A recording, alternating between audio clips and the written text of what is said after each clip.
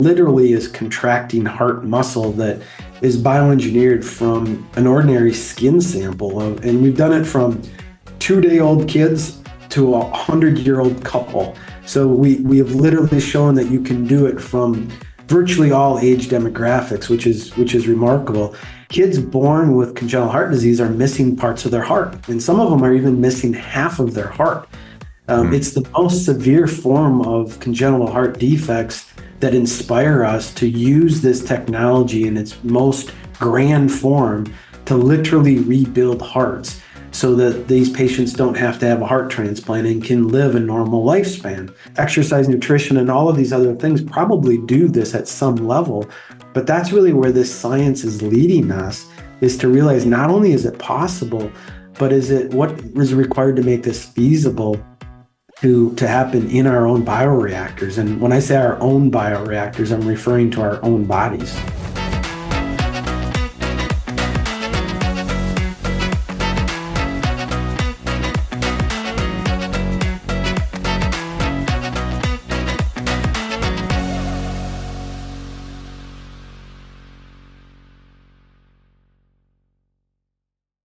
Hey everybody, it's Regan Archibald with Unreasonable Health, and we're so glad you guys are here because today we're going to literally be uncovering the topic of stem cells in a brand new way with the world's leading expert, Tim Nelson. He's an MD, he's a PhD, he's a researcher, but he's also CEO of HeartWorks. And Tim and I run in Strategic Coach. He was, we got connected through Dan Sullivan and Joe Polish and a few other people, Mike Koenigs, I believe. And so, Tim, it's so good to have you on the show. Thanks for taking the time. Yeah, it's great to be here. Thank you. And you've been swimming in the world of stem cells for a decade, 2 decades. How long have you been in this field? Yeah, it's going over 2 decades now. I was training to be a cardiothoracic surgeon and got inspired by the idea of stem cells and regeneration. And the human embryonic stem cells were discovered while I was in medical school, and that kind of ignited my interest in it. And then as I was in my training in cardiology, the induced pluripotent stem cell, which is basically the ability to create a pluripotent embryonic-like stem cell, but from the patient's own body. And that's a paradigm shift, right? It's a massive paradigm shift for how our body regenerates, how we think about regeneration, how we clinically think about it, and ultimately how we apply it to future therapeutics. So it's been just an awesome time to be in the field and not only learning from the field, but hopefully contributing to the field. And you were at the Mayo Clinic. How much pushback did you get when it came to stem cells? Your interest in it at a time where it was in its infancy, and then there was a lot of political issues around it with George Bush and cutting funding and all that. But what was the tension like during that time? No, it's fascinating, isn't it, to think back and the idea that human embryonic stem cells present a remarkable ability to regenerate virtually any tissue in your body was captivating at the time, right? It was like, this opens up, changes everything.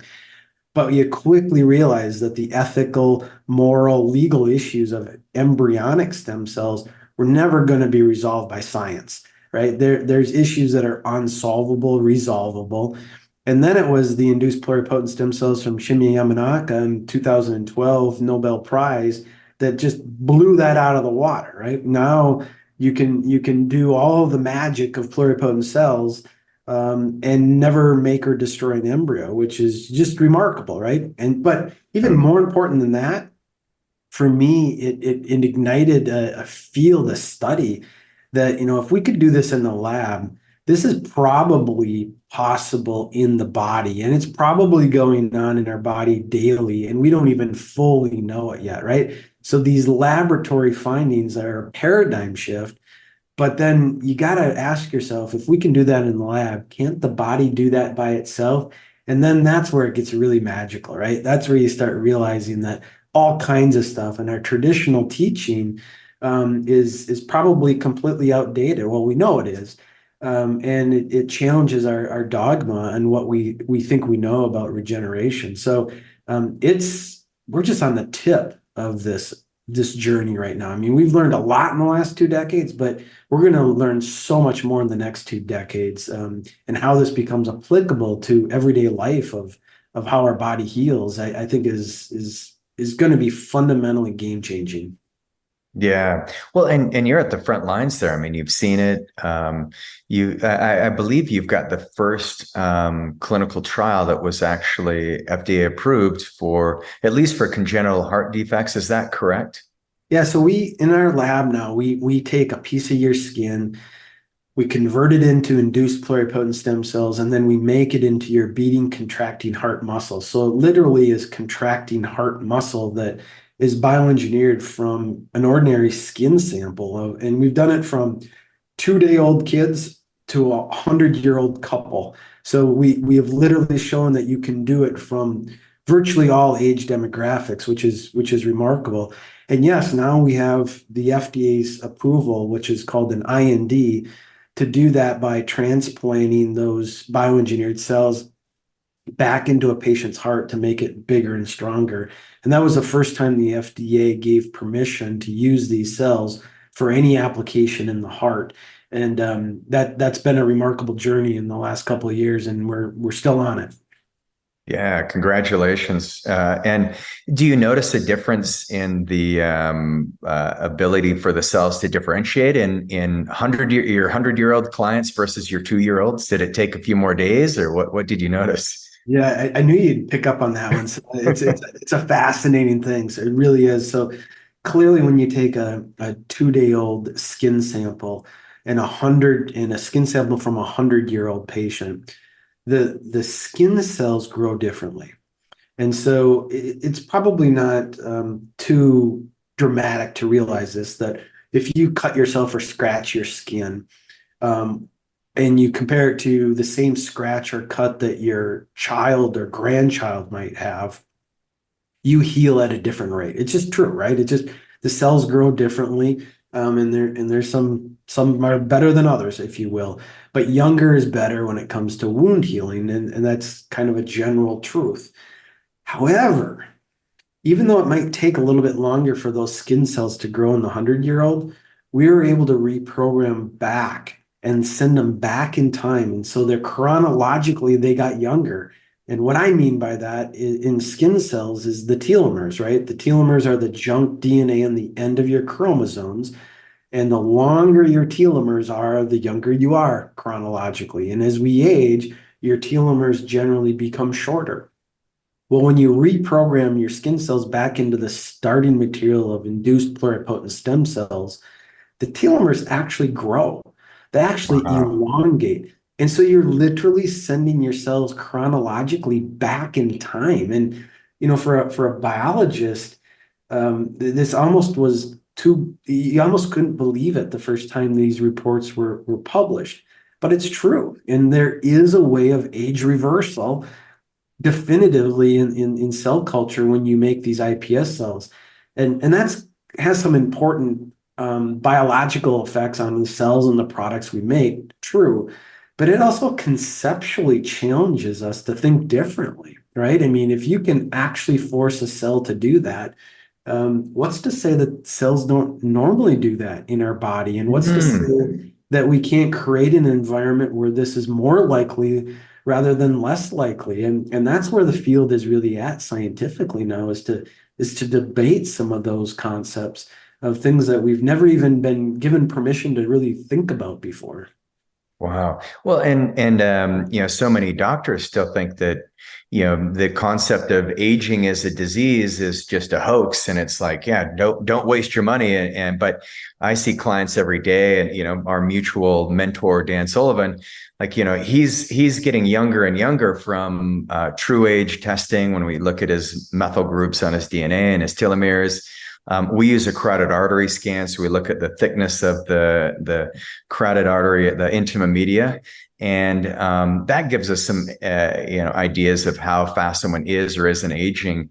And I've seen it. I've seen it in maybe thousands of patients now. And I could only imagine if you can induce. So I guess it's Yamanaka's. He's the one that, and it's called Yamanaka's clock, who essentially the Hayflick limit. Sorry to get technical for everybody here, but the Hayflick limit, Yamanaka was the first one to show, hey, I think there's a way that we can actually start reprogramming the cells. And as you say, we're going to send you back in time. And so what a discovery. And that was 2012. And so that bypassed that big hurdle that was put in place in the 90s with stem cell therapy. And Right. you're right there at the forefront doing the hard work of getting FDA approvals. Where do you see this going, as far as who is in your clinical studies right now? And then where do you see it going in the future? Yeah, there's kind of three phases as how I think about it. There's a current, there's a near term, and then there's a long term. And this concept is we've been talking about here of sending the cells back in time that we can do dramatically in cell culture and definitively prove it, right? I mean, there's no doubt about the fact of what we see in cell culture. It's been reported by many, many people. That phenomena allows us today to send cells back in time, make stem cells, and make those cells then differentiate into virtually any tissue of your body. We focus on the heart tissue. Why the heart tissue? Well, the heart tissue is obviously central to life, right? I mean, the heart and soul of what we do is that you have to have a heartbeat every second of your life to be able to have the blood flow to have everything working. And so it's essential. It's a definition of life. But kids born with congenital heart disease are missing parts of their heart, and some of them are even missing half of their heart.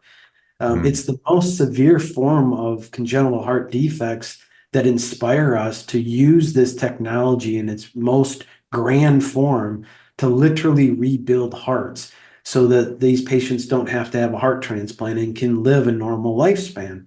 So the foundation of what we do at HeartWorks, we build hearts, is making this technology applied to patients with congenital heart disease.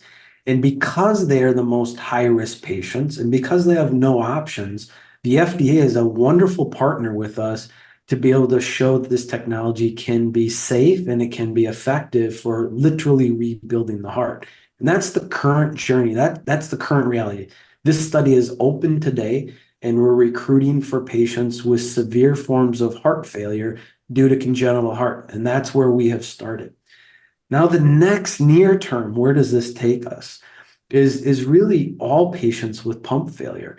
This is game-changing technology that is at our fingertips right now to be able to rebuild your heart and make your heart stronger.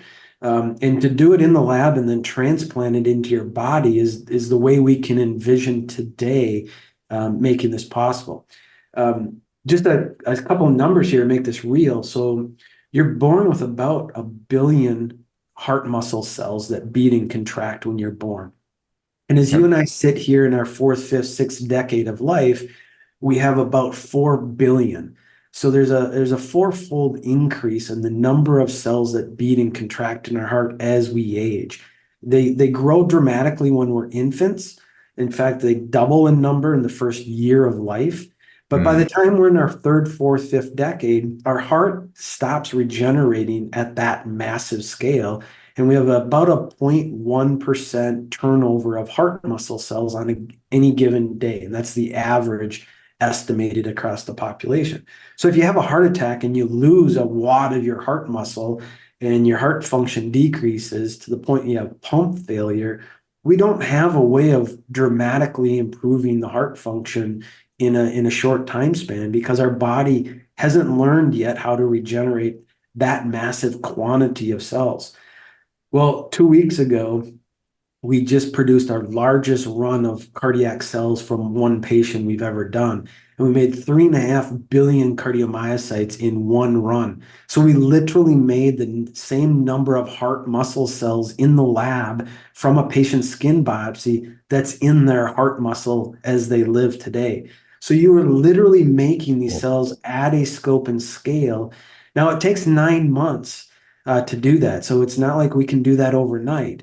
But this near-term phase is being able to apply this technology in the lab in a setting where we can create enough heart muscle to be able to surgically rescue and remuscularize your heart muscle.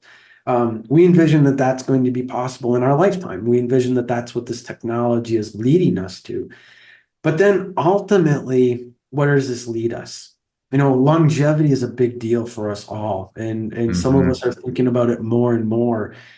And you can't destroy your body, treat it with toxins, be a couch potato, and then magically expect biotechnology to rescue you when you're Yeah. when you're in a crisis. That's crazy, right?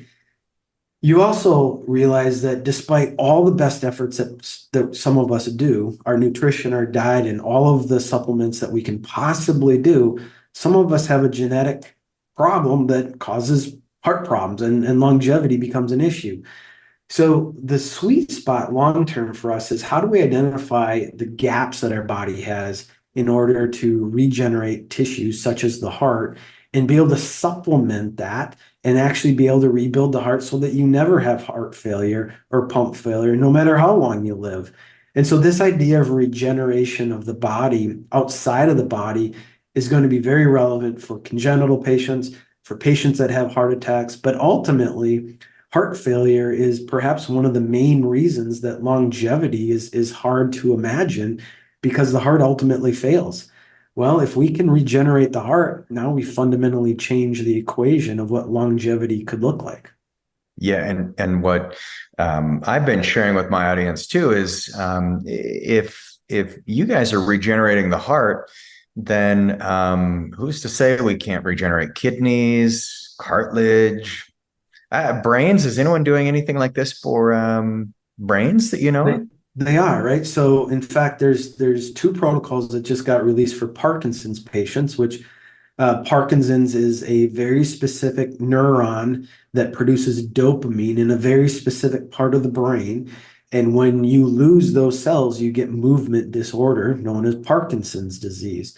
Well, there now are two trials that are open where we can use the same technology, make skin cells into stem cells, and then rather than heart muscle, convert them into dopamine producing neurons and transplant that back into that part of the brain with the goal of reversing Parkinson's disease. So, from ocular diseases to Parkinson's to heart disease to all of the tissues that you reference, there's a day where this technology in the lab can regenerate these tissues that can be transplanted back in.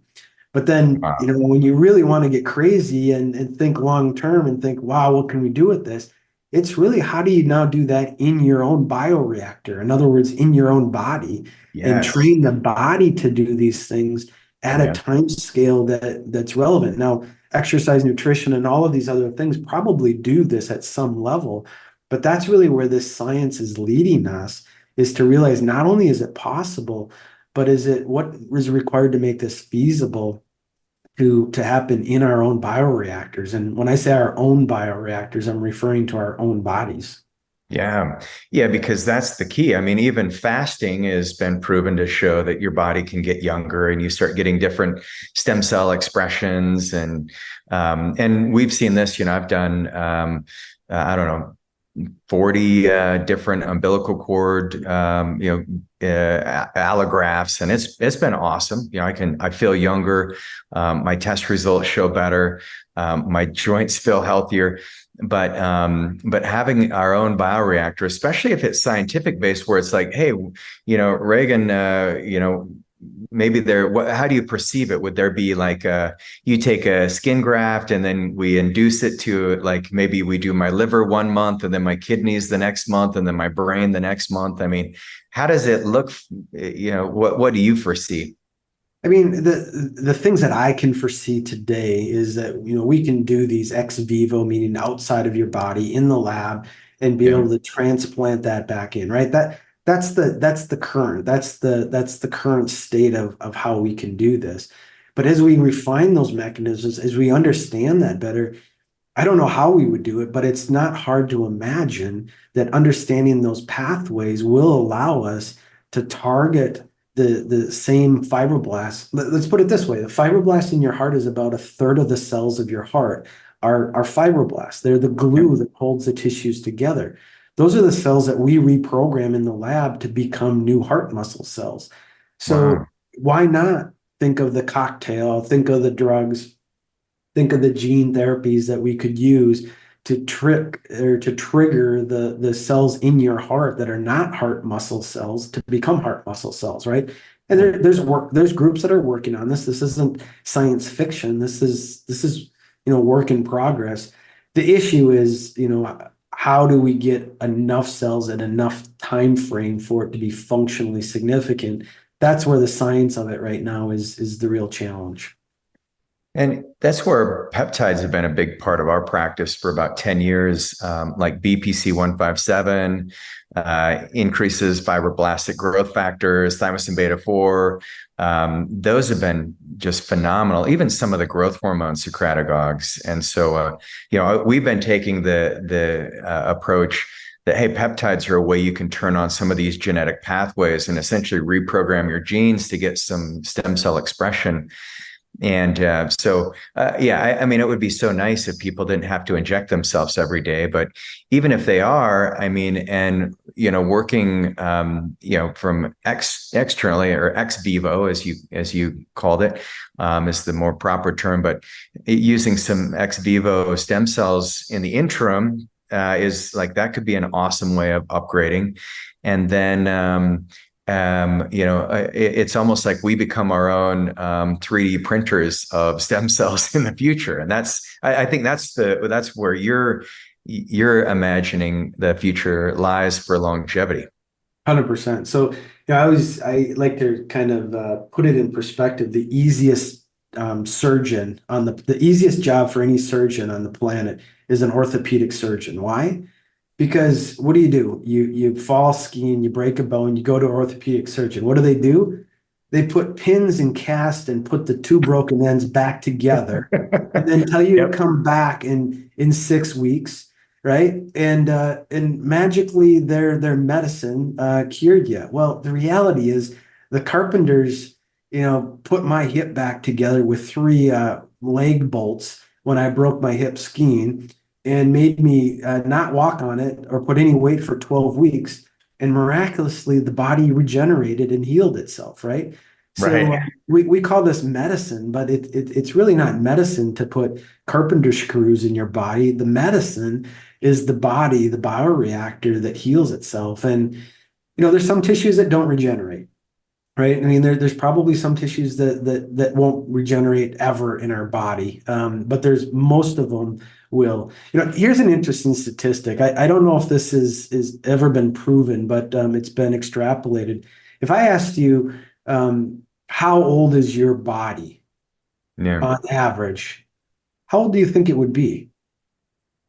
Oh, well, I mean, there's so many different systems, but like Right. cardiovascular, I'm testing as a 33-year-old. My telomeres, I'm testing at about a 27-year-old. I mean, yeah, So, I don't know. so you and your audience get this idea that your body isn't your body, right? Isn't the age that you were born in. So the story I always like to share with people is those of us born in the late 60s, early 70s, are the greatest generation for regenerative medicine. Why? Because carbon-14 was the highest level in the atmosphere that it's ever been recorded because of above ground nuclear bomb testing. Now, carbon-14 is an inert carbon that gets incorporated into any living system that has carbon in it. And carbon-14 it doesn't cause any harm. It's an isotope that basically allows us to date the dinosaurs, right? You take a carbon sample and you can isotype. Well, because it was the highest level in the late 60s, early 70s, ever since then, the carbon-14 levels have decreased every year. To this year, it's the lowest it's been in my lifetime. So if you take a cell out of my body and you do a carbon-14 date on it, you can predict with scientific accuracy the age that that cell was born or the age that cell incorporated its carbon into its structure. Okay. Yeah. So if the cell was there when I was born, it's going to have a super high level. If the cell was born yesterday, it's going to have a super low level. So you can do the experiment, right? I don't want anybody to volunteer for this experiment, but if you ground up your entire body and did a carbon-14 dating of your body, you could get a very accurate estimate of your body. And because there's cells like our red blood cells that turn over every 3 months, we have an entire new blood supply of red blood cells, right? That's why we do a hemoglobin A1C. If you did this, it's about 7 years is what people have estimated that our body, on average, is about 7 years old because of the tissue that's turned over, right? And that's in the average body, right? And that's not somebody that's optimizing it. That's not somebody that's doing all the right things. But it's remarkable, the thing. That's a paradigm shift, right? That our bodies are Fascinating. not as old as we generally think of them. And so Yeah. you have to ask yourself, what did I do in the last 7 years to cause this problem, right? And if I fix it in the next 7 years, I can get over it. So, this is the paradigm shift. And the case in cardiology that some of us recognize is when we had patients that had chemotherapy to treat cancer. Adriamycin is a classic chemotherapy that we use in lots of lymphomas and leukemia, Hodgkin's lymphoma. When we treat those patients with high doses of this chemotherapy, they inevitably develop heart failure in the next 10 to 20 years. And in many cases, it's heartbreaking that we cure the patient of their cancer, but then 10, 20 years later, they develop this unexpected heart failure. And what the scientific literature now is telling us is that because our heart regenerates at a slow level, when we use these particular drugs that completely wipe out the stem cells of our heart muscle, our heart never regenerates. Our heart becomes older, it doesn't rejuvenate. We develop these heart failure symptoms with time. And there's certain drugs that have a more potent effect on our heart muscle cells than others. And adriamycin is the classic one that we use for a lot of chemotherapies that ultimately ends up causing heart failure. So it's another way that we can see the Hmm. medicines that we take might cure one problem today, but might cause a problem down the road because we're essentially wiping out the ability of that organ to rejuvenate itself. So all of these things are starting to teach us more and more about how we can take care of our bodies in a different way. But then if we do have the crisis, how do we ex vivo use these cells to bioengineer replacement parts? And it's going to take both, right? It's going to take all of the above to have the health span that we all desire. Yeah. Well, and just back to the 7 year testing with carbon 14. I think that's because we're losing trillions of cells just as you and I are speaking here, and it's the stem Exactly. cells that are repopulating those. And some areas of the body, like the stomach and the small intestine, those are going to be repopulating really quickly, whereas Exactly. maybe your bones are a little slower, but it's still way faster than we think. It's like we're a lot less matter than what we think we are. And That's so exactly right. if you go back just to put a little context around that, if we're don't do the experiment, but if Tim was able to do the experiment and ground you up and you're 7 years old, um, why are we aging then? And that's where the Hayflick limit comes in, where the cells start going senescent. But what are the other things that you're seeing that are causing the deterioration? Because I guess if we understand the cause, then there may be a better solution. Yeah, and specifically in the heart, why is the embryonic heart able to regenerate more than the adult heart? Some of the mechanisms that are coming to light are the early oxidative stress of the heart muscle. The heart muscle is oxidatively metabolically active, and the free radicals and the oxygen is what seems to be the trigger for fetal hearts that are growing really fast. And then in postnatal life, the oxygen and the free radical species seems to be the thing that turn that off. So Mm. there's plenty of thoughts of, well, let's minimize that and let's extend and prolong the ability of the heart to regenerate. But then those of us that are older and past that point, how do we actually go back and reverse it? No, I think there's a lot to be learned yet. I don't think we have that nailed yet. But as you do the cell culture work, you can start getting better insights to how these mechanisms are playing out. and extrapolate that from the laboratory studies to what our bodies are doing today. But that's where the science is at, and there's lots of different opportunities to try to improve this.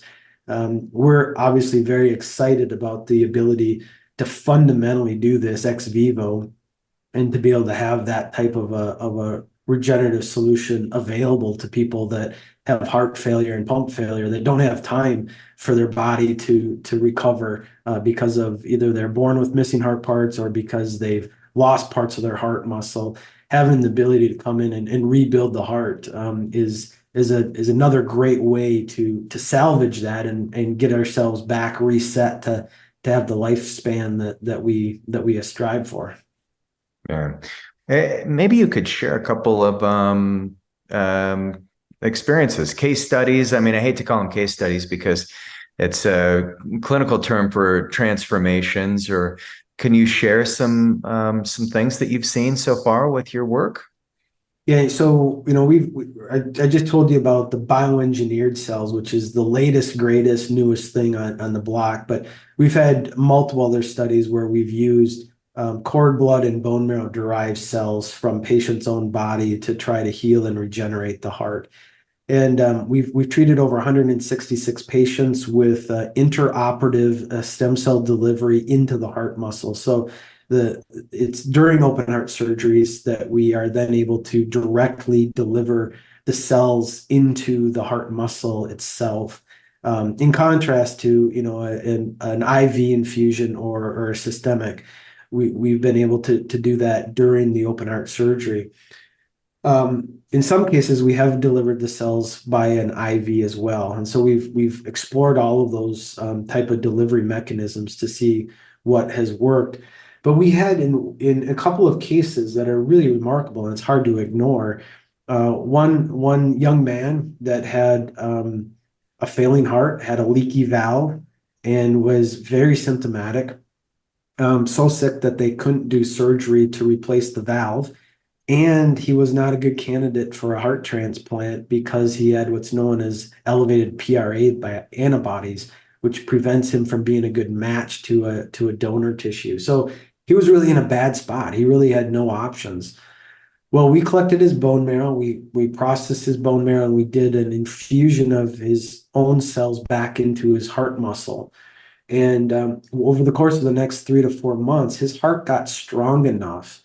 It regenerated and healed itself enough that the surgeons took him into the OR and replaced his valve because his heart was healthy enough to live through the surgery.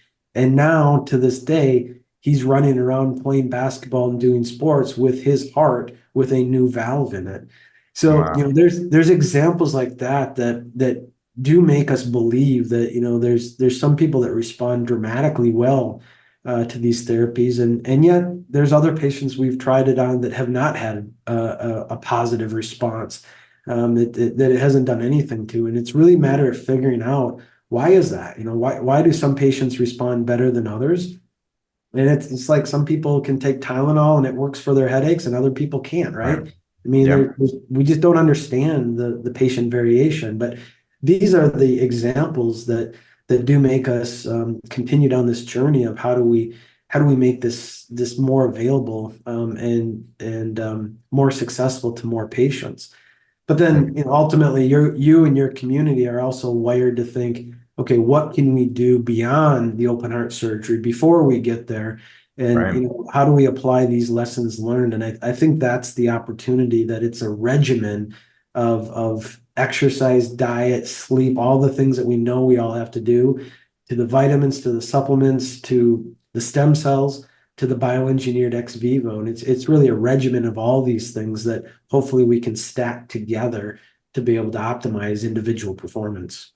Yeah, we've just seen remarkable things just in using the umbilical cord tissue, adding that with peptides. And then what I discovered too about 10 years ago is I found it was like a 50-50 shot. Some people would get a really good response, other people not so much. And I didn't like that as a scientist. I said, well, let's rule out the variables. And so I studied the small intestine and learned that if people are eating gluten and dairy, sugar, all the pro-inflammatory foods would actually turn off their body's own stem cell signaling. And so we just started putting people on this 30-day diet, and we had them do more time-restricted eating and fasting. And then our 50% results went up to 80% just by making that lifestyle changes, because it all goes hand in hand. Like, you can't expect, no matter how powerful the cells are that you induce, you can't expect it to have an environment that's really toxic for those cells to thrive. I mean, it's not like we're putting Superman in people's bodies. If you don't remove the kryptonite, then it's not going to be as potent as we'd like it to be. I think of stem cells because there's lots of different types of stem cells, right? And it means a lot of different things to a lot of different people. But I like to think of it as a kind of a farming analogy, that we've got fertilizers and we've got seeds. And yes. some of our stem cells can function as fertilizers that can go in and stimulate the native tissue to grow better and be more resilient, just like our fertilizers on our lawn or our crops. But in other cases, you got to plant the seed, and just putting fertilizer on isn't going to be sufficient. If there's no seed to grow, the fertilizer isn't going to do anything. And so it's really a matter of understanding the mechanism of disease and applying both the fertilizer and seeds. But then also don't forget that if we don't irrigate it or water it, the seed and the fertilizer aren't going to do anything, right? So we got to have the irrigation system, and I like to think of the irrigation system as the nutrition, the hydration, and all the other things that blood flow. Body, right? And so it's really a matter of putting all of these things together. And in the most severe cases, we're not going to be successful if we don't have irrigation, if we don't have fertilizer, and if we don't have the seeds. But in some cases, irrigation and fertilizer might be just sufficient to be able to do it. But I like what you said, is that the pro-inflammatory environment in our body is a counterbalance to the regeneration. And we could talk at length about why we have both, and there's always good and a bad and everything, right? But the reality is the inflammation does cause a challenge for regeneration. And so sometimes our fertilizers are acting primarily as a anti-inflammatory, and just knocking down the inflammation is sufficient to allow the endogenous seed in our body to regenerate and to heal. And so I think thinking of this holistically is really, really important. And hopefully we as a scientific community at all levels are willing to learn from each other and adapt and incorporate, because it takes all of us together to ultimately figure out this complex series of regimens. But I love the idea of getting a better nutritional status for patients that do our stem cell therapy, because if you put the fertilizer on a rocky, dry soil, it's not going to do a damn thing, right? We have about 25,000 patients to prove it. So this has been so fast. I love your knowledge, Tim. It's just refreshing to hear what you've done and taken the work that we read about, and I've heard speakers talk about it over the years, but to see you put it into action in such a, doing it the right way. I love it. And maybe you could talk a little bit. We have a lot of entrepreneurs on here, people who really want to push longevity medicine forward. I know HeartWorks, you guys do you have donors. If somebody would love to donate to your cause, what's the best way for them to do that? Yeah, so HeartWorks is a nonprofit with a really unique structure. And so we like to think that philanthropy is underutilized to move biomedical innovation forward. And in fact, I believe philanthropy has to be a catalyst to be able to move some of the most high-risk, most exciting technology forward. But if we don't build a sustainable business model out of that, we're ultimately going to fail, because if it's just a charity that requires the hat to be passed on a weekly basis, we're not going to be able to sustain and ultimately change the trajectory of these conditions for patients.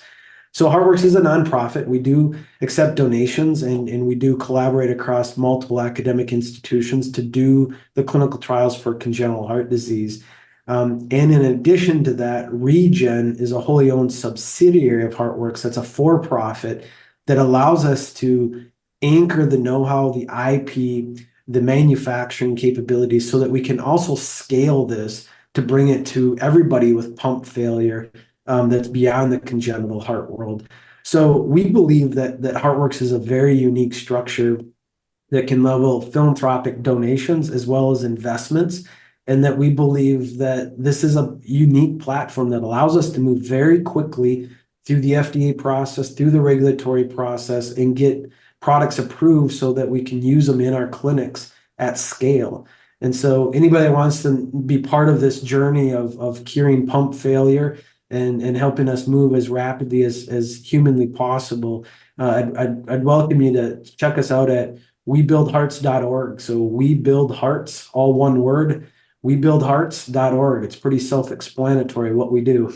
Yeah, I love that. Well, yeah, and then the thing I'm really excited about too is when it becomes available commercially, and then clinics like mine or my Go Wellness Network, we can start deploying these in our hundreds of clinics throughout the country. And yeah, I mean, you're doing life-saving work, and I think you thinking through all the lenses has been really refreshing. So thank you for the time, and keep up the great work. And we got to get you back on in the next 6 months or something to just keep us caught up here. I'd be happy to join you and keep you updated. And it's a journey that we're on, and I appreciate you and your audience. And it's going to be a remarkable next decade here in front of us. There's no doubt about it. Yep, best is yet to come, no doubt. Well, thanks, Dr. Nelson. And for those of you who love the show, make sure you share it with people who you care about. Look at webuildhearts.org. Make a donation. You'll feel, I think it's one of the best places you could put your resources that's going to a great cause. So thanks again, everybody. We'll talk to you next time.